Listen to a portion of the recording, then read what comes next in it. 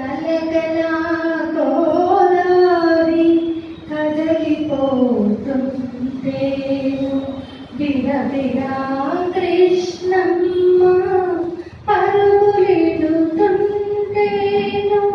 బంగారు మంటలే పండుతాయి పొరి పాదముత్యాలు దొరలుతాయి మా తెలుగు తల్లికి పల్లె పూదండ అమరావతి నగర అపురూప శిల్పాలు త్యాగయ్య గొంతులో తారాడు నాదాలు తిక్కయ్య కలములో తీయందనాలు నిత్యమై నిఖిలమై నిలసియుండేదాకా రుద్రమ్మ భుజ శక్తి మల్లమ్మ పతి భక్తి తిమ్మరు సుధీయుక్తి కృష్ణరాయల కీర్తి మా చెవుల రింగుమని మారు మ్రోగేదాకా నీ ఆటలే ఆడుతా నీ పాటలే పాడుతా జై తెలుగు తల్లి జై తెలుగు తల్లి జై తెలుగు తల్లి.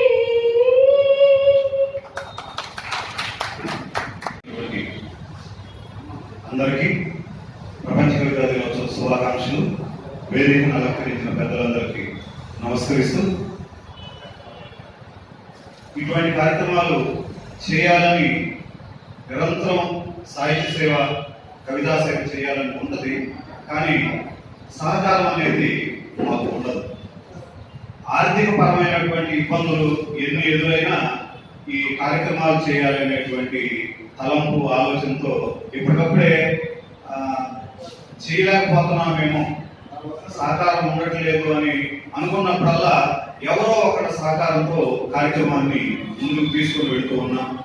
ఇక్కడ పెద్ద పెద్ద వాళ్ళు మనకి అంటే ఎప్పుడు సహకరించే వాళ్ళే సహకరించడం జరుగుతుంది. కొత్తగా వచ్చి మన కార్యక్రమాలకి ఈ సాహిత్య కార్యక్రమాలకు సహకరించే వాళ్ళు చాలా తక్కువగా ఉంటుంది. అయినప్పటికీ కూడా మరి పోతుల పెద్దగారు నారాయణ లాంటి ఊరగంటి ప్రసాద్ గారు, గుండ్లపల్లి రాజేంద్ర ప్రసాద్ గారు లాంటి వాళ్ళు వీళ్ళందరూ ముందుకు రాబట్టి మేము ఈ కార్యక్రమాలను చేయడానికి గుంటూరు సత్యనారాయణ ఎప్పుడు కార్యక్రమం ఏదో తనకు తోసింది తన ముందుగా సహకరిస్తూనే ఉంటారు. అలాగా ఇంతమంది సహకారంతో కార్యక్రమాలను చేస్తూ ముందుకు వెళ్తున్నాం. ముందు కార్యక్రమాలు చేయాలంటే కొంచెం భయంగా ఉంది. ఎందుకనంటే సాహిత్య కార్యక్రమాలకు రావటం లేదు, నిర్వహించడం లేదు. నిర్వహణలో ఉన్నటువంటి కష్టసాధ్యాలు చాలా ఇబ్బందికరమైనవి. ఏమైనప్పటికీ కూడా కవిత్వాన్ని సాహిత్యాన్ని ఆదరించాలి, కవులను ప్రోత్సహించాలి అనేది మా తలం. ఇక్కడ మా బళ్ళన్నీ దాదాపు అనారోగ్యపరంగా పైకెక్కి అటకెక్కుతున్నాయి. ఆదినారాయణ గారి పరిస్థితి పెద్ద వయసు వల్ల ఆయన ఆరోగ్యం బాగుండలేదు. నాకు చిన్న వయసు అయినా నాకు కూడా అనేక ఇబ్బందుల వల్ల ఆరోగ్యం సహకరించలేదు. అరుణ గారి మరి అంటే ఒక్కొక్కళ్ళు అంటే వాడు చేసే నిరంతరం అనేక మనం సాహిత్య కార్యక్రమాలు ఒకటే చేస్తాం. ఆమె నిరంతరం సమాజ సేవ చేస్తూ ఎన్నో సమస్యలతో సతమతం అవుతూ కూడా ఈ కార్యక్రమాలు చేయడానికి ఇష్టపడుతుంది. చేయాలని తన వంతు సహకారం ఎప్పుడు అందిస్తూ ఉంటుంది. అలాగా ఇలాంటి కార్యక్రమాలను ఒకళ్ళకొకళ్ళు సహకారం చేసుకుంటూ ప్రోత్సహించుకుంటూ చేసుకుంటే తప్ప తదుపరి ఏమిటి ఈ కార్యక్రమాలను నిర్వహించేటువంటి వాడి ముందుకు వచ్చేటువంటి యువత ఎక్కడ? యువతను మనం ప్రోత్సహించాలి. మీరు కవులుగా మీ బాధ్యత మీరు నిర్వహిస్తున్నారు, కానీ మీ ఇళ్ల పక్కన ఉన్నటువంటి వాళ్ళు కాస్త ఈ సాహిత్యం అంటే ఇంట్రెస్ట్ గా ఉన్నటువంటి వాళ్ళని ప్రోత్సహించండి. దయచేసి సమకాలీన సామాజిక స్పృహతో కూడినటువంటి సాహిత్యాన్ని సమాజానికి అందించడమే కవుల లక్ష్యంగా భావిస్తూ ఉన్నాం మనం.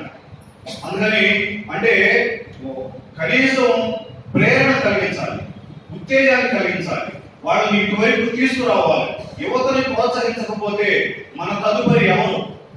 ఈ సాహిత్యాన్ని ఆదరించేది ఎవరు, పోషించేది ఎవరు, కవిత్వాన్ని ముందుకు తీసుకొని వెళ్ళేది ఎవరు?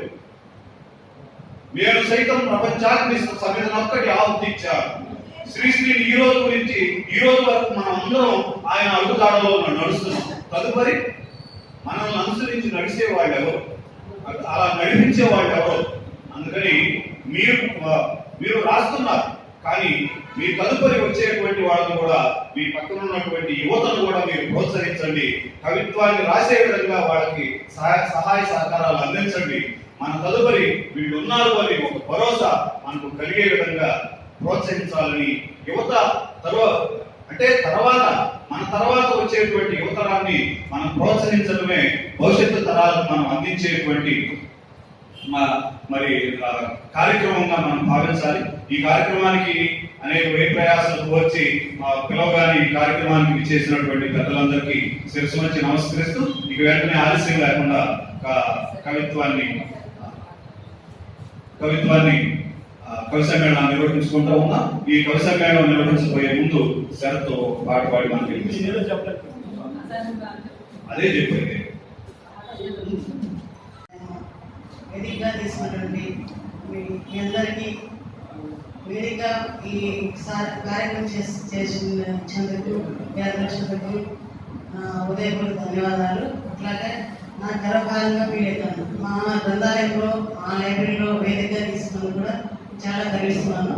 ముఖ్యంగా ఈరోజు నరస సంఘం వారు, అలాగే కళాతీత సంఘం మండలి వారు కలిసి నిర్వహించినటువంటి కవితా సమ్మేళన కవితా దినోత్సవ వేడుకల సందర్భంగా ముఖ్య అతిథిగా వచ్చేసినటువంటి సభాధ్యక్షులైనటువంటి శ్రీమతి తేల అన్నా మేడం గారికి, అట్లాగే సభా సంచాలకులు డాక్టర్ నూనె గౌరవ సార్ గారికి, అలాగే సార్ డాక్టర్ నారాయణ సార్ గారికి, తర్వాత పోదుల నారాయణ సార్ గారికి, అట్లాగే పూరా ప్రసాద్ సార్ గారికి, ఓరిగంటి ప్రసాద్ సార్ గారికి, వచ్చేసినటువంటి సాహిత్య ప్రియులకు, సాహిత్య వేదికలకు, అలాగే కవిత మేధావులకు అందరికీ నా ఉదయపూర్వక నమస్కారం తెలుపుతున్నాను. నాకు కవితలు అంటే ఇష్టము. నేను రాయలేను కానీ వింటాను, చదువుతాను. మా కృష్ణన్నయ్య ఎస్కే యూనివర్సిటీలో నాటపదారి శివరాజు అనే సాహిత్య తెలుగు ప్రొఫెసర్ అయినా. ఆయన ఇంటర్లో ఉన్నప్పుడు నాతో రాపించేవాడు. చిన్న చిన్న ఉగాది పండుగ కవితలు, ఏదైనా సంఘటన జరుగుతుంటే రాయించేవాడు. ఏదో చిన్న చిన్న 4 రాసిందని సార్ అన్న చూసి సంతోషపడేవాడు. ఏదో ఉంది రాయనంటాడు. నాకు మీ అందరూ ప్రోత్సహిస్తే రాస్తాను అన్నాను. అయితే అమ్మ ఇప్పుడు లేరు, లోకంలో చెల్లిపోయారు. అందుకప్పుడు నాకు బాధ అనిపిస్తుంది. అన్న గుర్తొస్తాడు, బాధపడాలంటే కొంచెం బాధ అనిపిస్తుంది. అయితే నాకు ఇష్టమే, నాకు కవులన్నా సాహిత్యవేత్తలన్నా నాకు చాలా ఇష్టము. వాళ్ళని చాలా గౌరవిస్తాను. ఎందుకంటే ఆ టాలెంట్ అనేది రాదు. ఆ రాయడము అది కవితలు అంటే ఆ భావాలతోనూ ఆలోచనలతోనూ స్టార్ట్ అవుతుంది. అంత మంచి ఆలోచనతో వాళ్ళు అక్షరాలతో అడుగులు వేస్తూ ఆరంభిస్తూ, అట్లాగే పదాలతో సమకూరుస్తూ ఎంత చక్కగా అమర్స్తారు ఈ కవితల్ని. అందుకే ఆ అదృష్టము, ఆ టాలెంట్ అది దేవుడిచ్చిన వరం అనుకుంటున్నాను మీ సాహిత్యవేత్తలకి. నాకు కూడా చాలా సంతోషంగా ఉంది. మీ సాహిత్యవేత్త దగ్గర కవిత యువతుల మధ్య కూర్చోడం అంటే చాలా నేను గర్విస్తున్నాను, గర్వకారణాలు నాకు తెలుసు. ముఖ్యంగా ప్రపంచ కవితా దినోత్సవం సందర్భంగా మీరందరూ ఎంతగానో మా లైబ్రరీ విషయంలో కూడా మా లైబ్రరీ రోజు కలకలాడుతుంది. ఒక పండగ వేదిక ఉందని ఆనందిస్తున్నాను. సంతోషం. నాకు ఈ అవకాశం ఇచ్చినందుకు మీ అందరికీ ధన్యవాదాలు.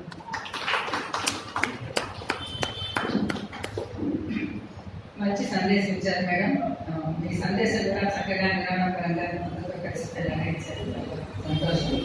ఇప్పుడు మన కళామిత్ర మండలి జాతీయ తెలుగు అధ్యక్షుడు అంకమ్మ గారు సాహితీ వ్యవసాయం చేస్తున్నటువంటి సాహితీమూర్తులందరూ ఇక్కడ ఇచ్చేశారు. అందరికీ కూడా మనస్ఫూర్తిగా మరోసారి కవితా దినోత్సవ శుభాకాంక్షలు తెలియజేసుకుంటూ, ఇప్పుడు చదవబడిన కవితల్లో ప్రత్యేకమైన అంశం ఏమీ లేదు. కవిత గురించి చదవచ్చు, సామాజిక పరిస్థితుల గురించి ఏదైనా చదవచ్చు. ఎందుకంటే ఇది ఒక కవితా దినోత్సవం కనుక కవి హృదయం కోయిల పిలుపుకి స్పందిస్తుంది, బోసు నవ్వుకి స్పందిస్తుంది, పువ్వుల పరిమళాలకి స్పందిస్తుంది, పువ్వుడి చప్పుడికి పరిమళిస్తుంది, అదే సందర్భంలో ఆకలి కేకలికి స్పందిస్తుంది. అందువల్ల స్పందించే హృదయం ఉండాలి, కానీ కవి అనేటువంటి అంతరంగం ప్రతిదానికి స్పందిస్తుంది, అన్నిటికీ స్పందిస్తుంది. కనుక ఆ నేపథ్యంలో కవిత దీంట్లో ఉన్నటువంటి కవి సమ్మేళనంలో ఏ అంశమైనా తీసుకొని కవిత చదవచ్చు. కాకపోతే వీలైనటువంటి 2 నిమిషాలు మాత్రమే కవిత కవిత బాగుంటుంది. మరి మరొకసారి అందరికీ కవి సత్కారం అందుతూ పోతూ తమ కవి తమ కోయిల కంఠాలతో కవితని వెలుగుచ్చి హృదయ భావోద్వేగాలను తెలియజేసేందుకు ఇక్కడికి వచ్చేసి అందరికీ మరొకసారి మనస్ఫూర్తిగా స్వాగతం సుస్వాగతం తెలియజేస్తూ ఇప్పుడు చిన్న సందేశాలతో ఈ సభ ముగుస్తుంది. తర్వాత మన కవి సమ్మేళనం మొదలైపోతుంది. ఇప్పుడు ముందుగా మన అటవీ దినోత్సవ సందర్భంగా నెక్స్ట్ కవితా దినోత్సవం నేను మాట్లాడాను. ఒక 2 మాటలు సత్యనారాయణ గారు మాట్లాడాల్సింది.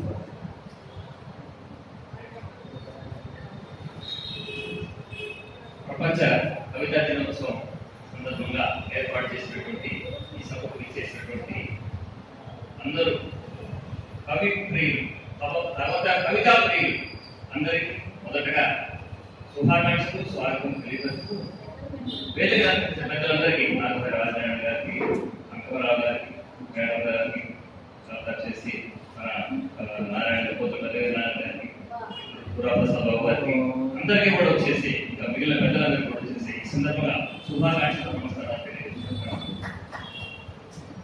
మొదటగా వచ్చేసి కవిత మీటింగ్ వచ్చేసి పెద్దలు కాబట్టి తెలిసి దాంట్లో చిన్న ఈరోజు యాదృచ్ఛికంగా వచ్చేసి మాకు ప్రపంచ అటవీ దినోత్సవం ఈరోజు వచ్చింది. యునెస్కో వాళ్ళు వచ్చేసి ప్రపంచ అటవీ దినోత్సవంగా దీన్ని ప్రకటించుకున్నారు.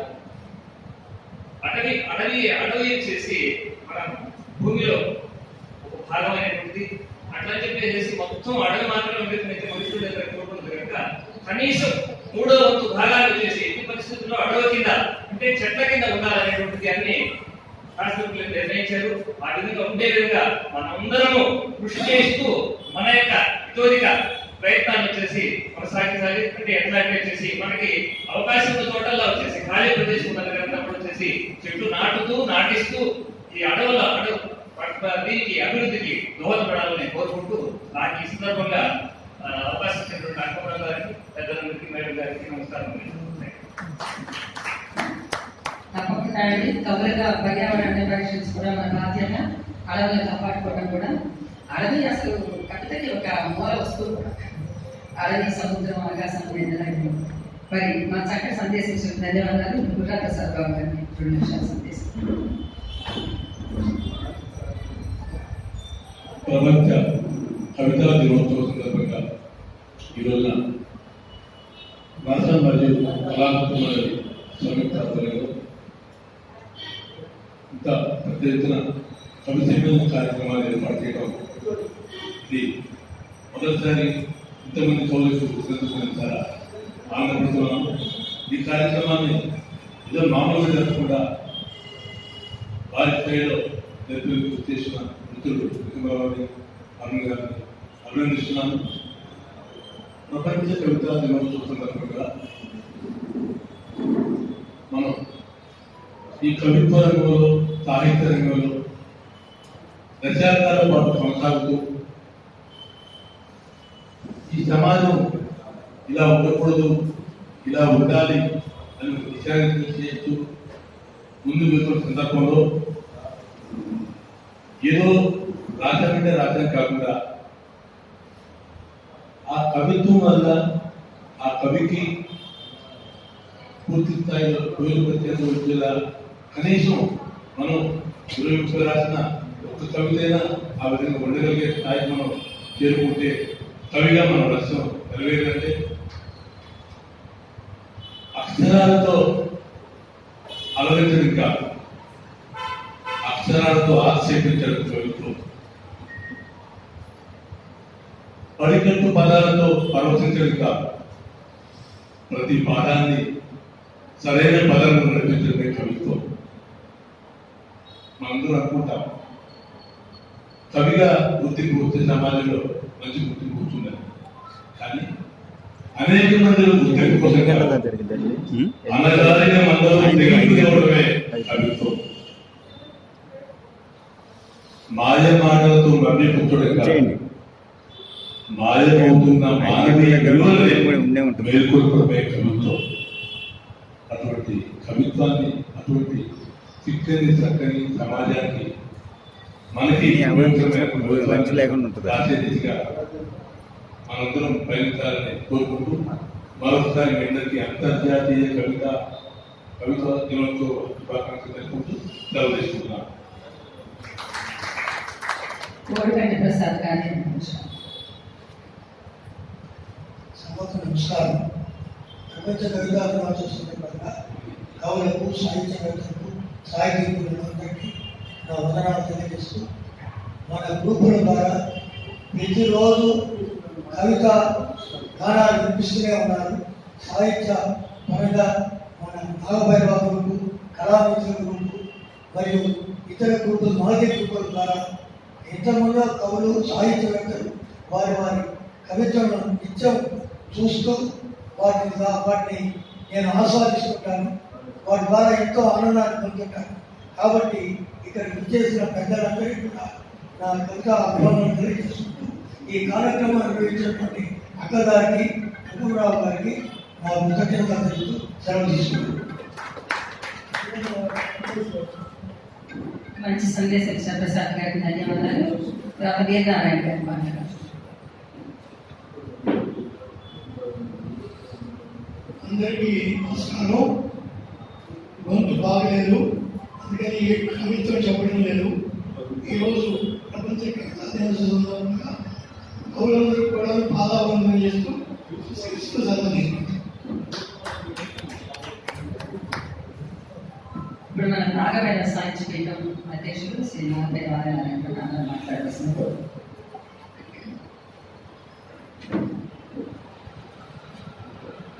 నమస్కారం.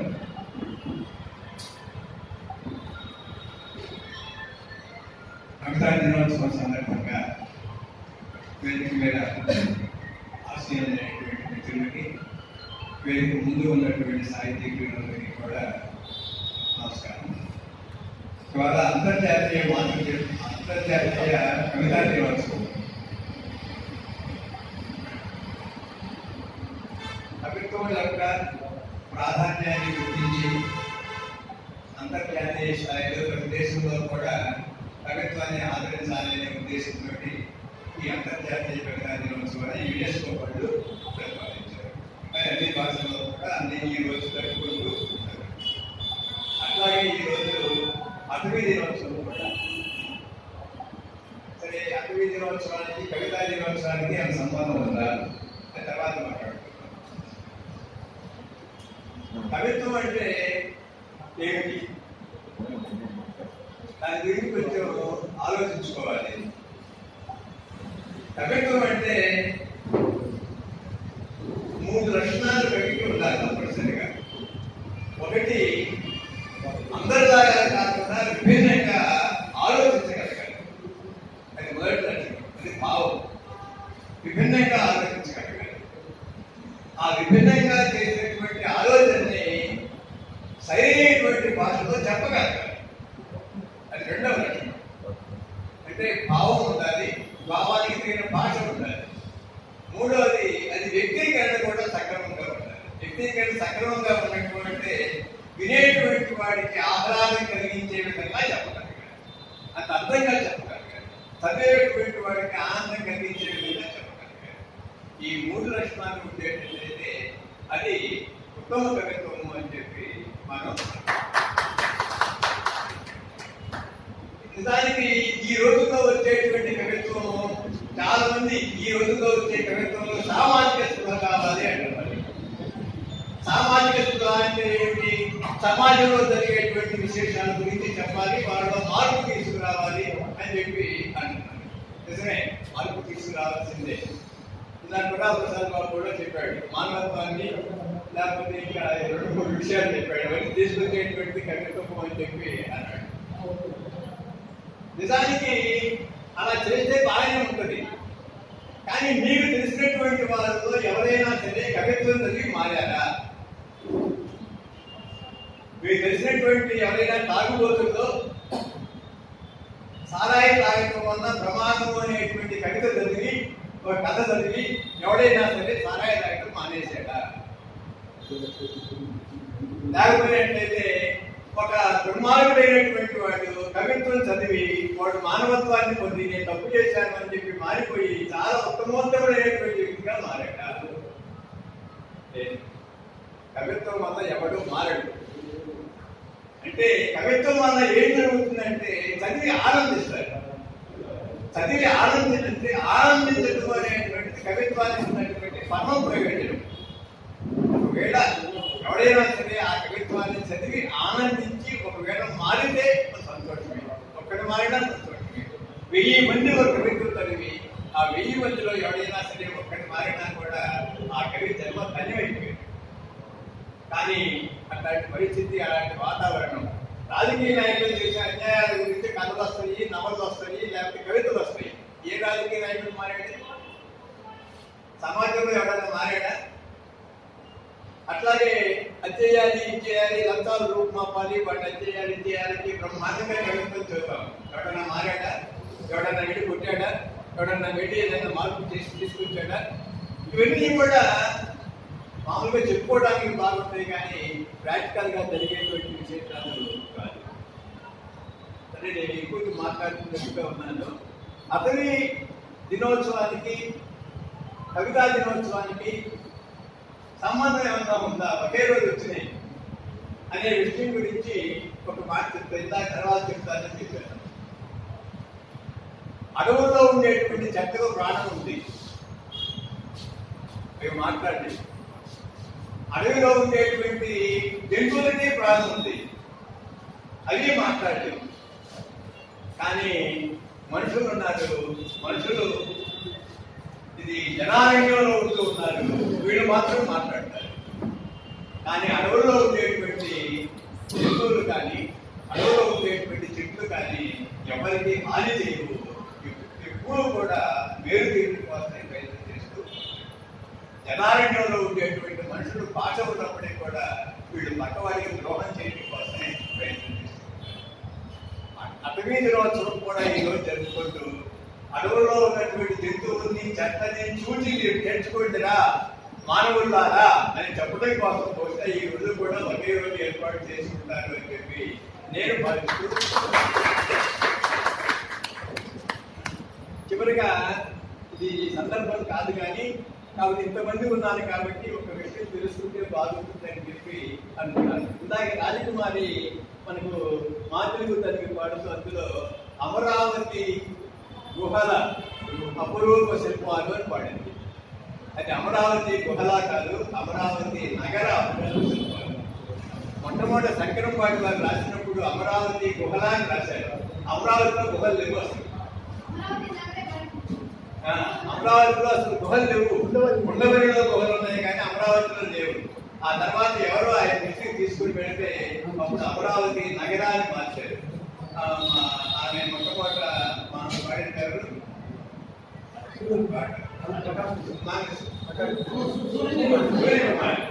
సూర్యకుమారి పాడిన పాట యూట్యూబ్ లో మీరు కొడితే 2 వస్తాయి. అందులో ఒక దాంట్లో గుహలా అని ఉంటుంది, ఒక దాంట్లో నగరా అని ఉంటుంది. ఆయన మార్చిన తర్వాత పాడిన దాంట్లో నగరా అని చెప్పుకున్నది. అది నగరా కరెక్ట్, గుహరా అనేటువంటి తప్పు. ఉండవల్లిలో గుహలు ఉన్నాయి కానీ అమరావతిలో గుహలు లేవు. అందుకని ఇప్పుడైనా పాడేటప్పుడు ఎవరైనా చెప్పేటప్పుడు కూడా అది గుహలా కాకుండా అలా చెప్పే మాట ఉంటుంది. తెలుగు భాష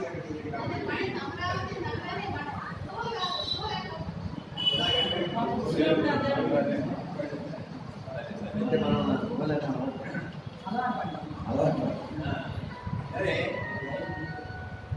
ఈరోజు కళామిత్ర మండలి నవ్యాంధ్ర రచయిత్రుల సంఘం సంయుక్తంగా నిర్వహించినటువంటి ఈ కవి సమ్మేళనంలో మిత్రులు చాలా మంది కవిత్వం చదవబోతున్నారు, సన్మానం అందుకోబోతున్నారు. వాళ్ళందరికీ కూడా శుభాభినందనలు తెలియజేస్తూ ఈ సందర్భంగా మీ అందరికీ కూడా కవితా దినోత్సవం, అటవీ దినోత్సవం సందర్భంగా మీ అందరికీ కూడా ధన్యవాదాలు.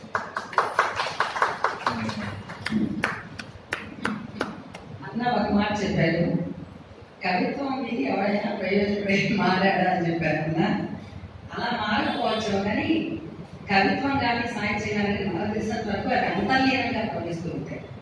నా మటుకు నేను ఉదాహరణ చెప్తున్నాను. ఒక మనిషి బాధలో ఉన్నప్పుడు, ఒక విప్లవం పురుడు పోసుకోబోతున్న సమయంలోనూ, ఒక మార్పు రాబోతున్న సమయంలోనూ, అప్పుడు జరిగేటువంటి ఒక ఉద్యమాలను ఉద్దీపింపడానికి, భావోద్వేగాలను ఉద్దీపింపజేసి కావ్యోన్ముఖాన్ని చేయడానికి కవిత్వం ఉపయోగపడుతుందన్న.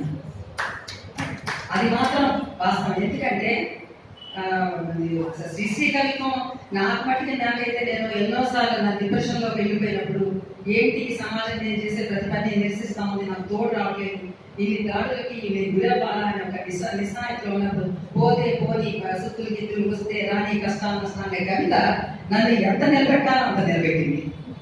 అట్లాగే చాలా చాలా పదండి తోసు పైకి ప్రతి విప్లవకారుడు ప్రతి యుగంలో ప్రతి దీంట్లో నేను సైతం ప్రపంచానికి పదం లేకుండా అసలు ఆ ఉద్వేగానికి ఒక రకమైన ప్రాణం పోస్తుంది. అంటే మీరు అన్నట్టు డైరెక్ట్ గా మీరు మారకపోవచ్చు, కానీ బట్ సమాజం కోసం జరిగే మార్పుల కోసం జరిగేటువంటి కొన్ని ప్రక్రియల్లో ఒక పోరాటాలకు కానీ వాటికి కానీ ఖచ్చితంగా ఆ కవిత్వం ఆ భావోద్వేగాలను కొలిపొలిపి సమాజంలో మార్పుకి అంతర్లీనంగా దోహదపడుతుంది. తప్పనిసరి ఇది మాత్రం వాస్తవం. అందువల్ల ఏంటంటే కవిత్వం కూడా ఇప్పుడు ఎందుకు ఒక్కటే మేము నవ్యాంధ్ర చేతుల సంఘ తరఫున మెయిన్ మేము పనిచేస్తుంది ఏంటంటే, పిల్లల్లో కనుక కవితత్వాన్ని మనం కనుక వాళ్ళలో చూపించగలిగితే వాడు ఒకసారి కవి అయినటువంటి వాడు సున్నితంగా ఉంటాడు, వాడు హింస జోలికి పోడు. సమాజంలో ఉన్నటువంటి హింసాయుతమైన వాతావరణం నుంచి పిల్లల్ని కాపాడుకోవడానికి ఉపయోగపడుతుంది కవిత్వం తప్పనిసరిగా. అలాంటి కాబట్టి అప్పటికప్పుడు కవి అది చదివి మారాడా ఇది కవిత్వం అలా కాకుండా చేస్తుంది. అలాంటి అంటే సమాజాన్ని అలాంటి దుర్మార్గమైనటువంటి అంశాల వైపు పోకుండా చేస్తుంది కవిత్వం. కవి అయినటువంటి వాళ్ళు నాకు తెలిసి 99% వాళ్ళు హింసలకు పోరు అనేది నా బలమైన నమ్మకంతో నేను నమ్మకం తరఫున ఆశతోటే కవిత్వాన్ని సాహిత్యాన్ని తీసుకెళ్తున్నాము. అది విషయం. అందువల్ల ఈ విషయంలో మాత్రం కొంచెం మిమ్మల్ని అంటే నా అభిప్రాయాన్ని కాస్త తెలియజేసుకున్నాను. కాబట్టి ఈ సందర్భంగా నాకు ఇట్లాంటి పాయింట్ తీసుకురావడానికి అవకాశం ఇచ్చినందుకు ధన్యవాదాలు. కాబట్టి ఇప్పుడు ఆఖరిగా మనకి మాట్లాడేటువంటి వారికి నేను గురించి చెప్పాలి. కాసు రాజలక్ష్మి గారి గురించి మనకి ఎప్పుడు లైబ్రరీలో ఏ ప్రోగ్రామ్ సంగీతం లేకపోతే ఈ ప్రపంచమే అరణ్యవాదం అవుతుంది. సాక్షాత్ భగవంతుడే చెప్పారు, సంగీతం వల్ల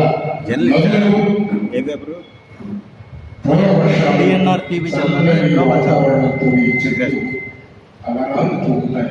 అందువల్ల ఒక రోజు మనం నిర్ణయించుకున్నాం. కానీ ప్రపంచ కవితా కవులందరూ కూడా మంచి మనసుతో తన కవిత్వాన్ని రచించి ప్రజలకు అందిస్తే ఈ ప్రపంచానికి చల్లని మార్పు వస్తుందని అనుకుంటారు.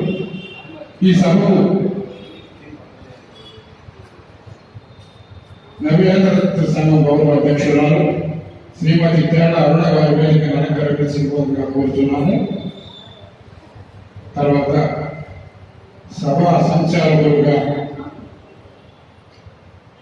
మా శ్రీమతి తేడ అరుణ గారు గౌరవ అధ్యక్షులు నవ్యాంధ్ర చేతుల సంఘం. ఈ సభ ఉన్నదంటే ఆశ్చర్యం పడదు. ఎందుకు చెప్తున్నానంటే జన్మించాలని కుతూహలం ఉండాలి. అటువంటి ఉత్సాహం అందరినీ ఉత్సాహంతో పెట్టి లేపే మనస్సు ఉన్న మహిళగా మనం అందరం హర్షధ్వనులతో వెళ్ళిపోతాం. అది చెప్పక తప్పదు. ఉన్న వాస్తవాన్ని చెప్పుకోకపోతే అది కవిత్వం కాదు. ఉన్న వాస్తవం చెప్పుకుంటేనే కవిత్వం. ఈ కవిత్వం ఏం ప్రకటించుకోవాలంటే మంచి మనస్సుతోటి ఈ యొక్క సభా ప్రాంగణంలో ఉంటే అదే శుభం కవిత్వం. చల్లటి మనసుతో పలకరింపు ఉంటేనే అది కవుల యొక్క ఆనందడోలికలు అవుతాయి. ఈ సభకు సంచాలకులుగా జాతీయ అధ్యక్షులు కళామిత్రులు డాక్టర్ లోనంగవరావు గారి వేదిక మీద రావాల్సిందిగా కోరుతున్నాం. ఈ సభకు సంచాలకులు ఈ సభకు ముఖ్య అతిథులుగా శ్రీమతి కాసు రాజలక్ష్మి గారు జిల్లా గ్రంథాలయ సంస్థ కార్యదర్శి. ప్రతి సభ నిర్వహించాలని కోరుకుంటున్న మహిళ ఆమె ప్రతి సభకు నిర్వహిస్తుంది. ఈ సభకు మా అన్న ప్రముఖ కవి చెప్పుకోవాల్సిన పనే లేదు. ఆ ఇంటి పేరులోనే ఉన్నది కవిత్రయం. కవి పుంగవులు ఉన్నారు అంటే మా అన్నగారు డాక్టర్ నాగభైరవ హరినారాయణ గారు, నాగభైరవ సాహిత్య కళాపీఠానికి వారు అధ్యక్షుడు.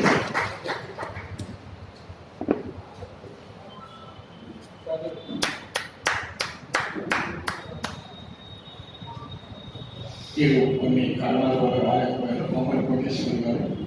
తర్వాత శ్రీ పోతుల వీరనారాయణ గారు, పెద్ద వీరనారాయణ గారు, చందన కవీశ్వరులు క్షేమపూర్తి వారు వేదిక మీదకి రావాల్సిందిగా కోరుతున్నాము. చందన కవీశ్వరులు రావాలి, చల్లగా ఈ సభ ఉండాలి. రండి.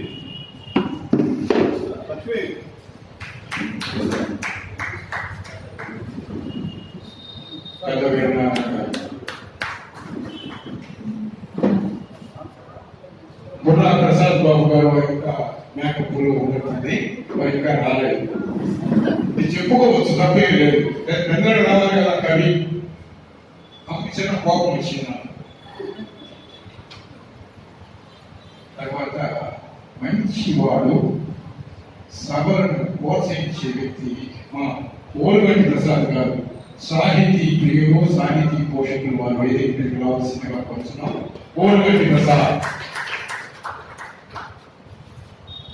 ఇది ఈరోజు అటవీ శాఖ దినోత్సవం కూడా ఈ రోజు వచ్చింది కాబట్టి ఈ అటవీ శాఖ గురించి కూడా మనం గణించుకోవాలి, చర్చించుకోవాలి. దానికి పెద్దలు గుంటూరు సత్యనారాయణ గారు అటవీ శాఖ జిల్లా తరఫున పనిచేసి పెద్దడైన వ్యక్తి గుంటూరు సత్యనారాయణ గారు వారు విశ్లేషిస్తారు. ఈ సభకు వీరమరణ గారు, విడసల మల్లికార్జున గారు సభ తర్వాత నిర్వహించుకుంటే ఈ సభకు వస్తాయి. సభాధ్యక్షుడిగా సభకు వచ్చేది.